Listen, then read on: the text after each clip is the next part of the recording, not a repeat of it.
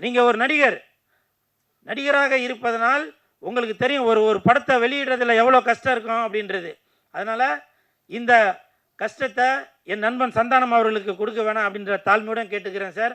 அது மட்டும் இல்லை, அவங்க சொல்லியிருக்காங்க தமிழ்நாட்டில் உள்ளவங்க திருப்பதிக்கு வரக்கூடாது அப்படின்னு. சார், சாமின்றது எல்லாருக்குமே பொது தான் சார்.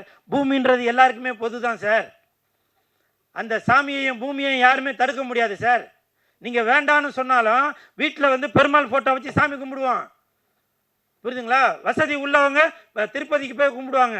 என்ன மாதிரி வசதி இல்லாதவங்க வீட்டில் வச்சு சாமி கும்பிடுவான். ஆனால் பெருமாள் என்பவர் எல்லாருக்குமே பொது சொத்து சார். அது நீங்கள் தான் வரணும், நாங்கள் தான் வரக்கூடாதுன்னு சொல்ல முடியாது சார். இது ஏன்னா உங்களுக்கு தெரியும், நீங்களும் ஒரு மிகப்பெரிய ஆன்மீகவாதி.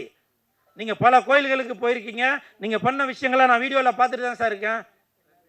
தயவு செய்து சார், இந்த மாதிரி நம்மளுக்குள்ள ஒரு பிரிவினை வேணாம் சார்.